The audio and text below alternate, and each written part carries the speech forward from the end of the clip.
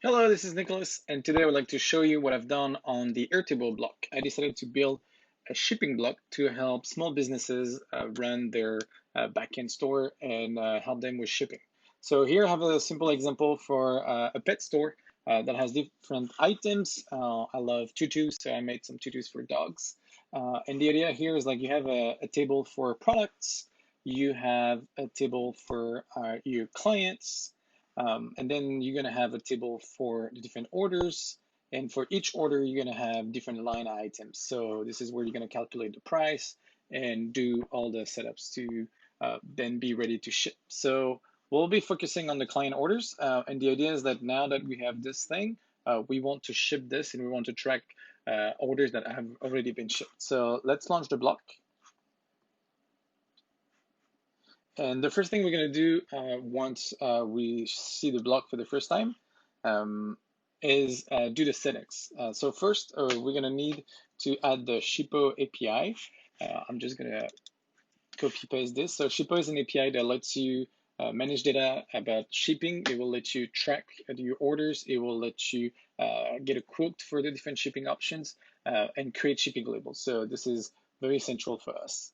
So we're going to use the API key for this. I'm going to send things from my name, and I'm going to put the address of the office here. And here I get to select where to track the different orders that we have, where are the details about the line items, where which column that I use for the status, and which column that I use to find the tracking number.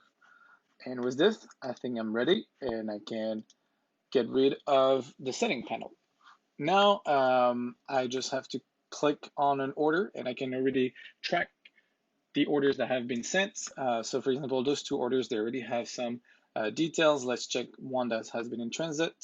And then here you have the details of where it has been sent from, where it's going, the latest update, so the latest thing we got from the provider, as well as the history and all the different steps. And if we look at an order that has been delivered, we see more steps all the way. Now I have this order.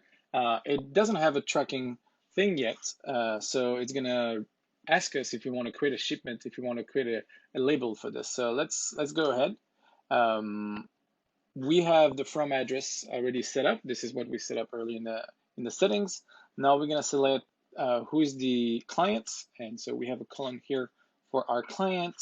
We're gonna get the address to ship it to over here on this shipping to column, and we're gonna get the detail of the order in the line items here. So like this, we have an overview of what's gonna be included in the shipping. And once we're ready, we can get a quote for this thing. Now we'll make a call to the API for Shippo, and it's going to give us different providers for this specific parcel and the destination where we're going. So we have three different options using USPS. We can decide which one seems to be the best for us. I will say we're looking for the best and cheapest option. We just click on the option we like the best, and now we have the option to create a shipping label. Clicking on this is going to create a shipping label for us. Again, making an API call to the Shippo API. The shipping label has been created. We have now a tracking number that has been added directly into our table. And now we can provide a tracking URL and a shipping label to the user over here.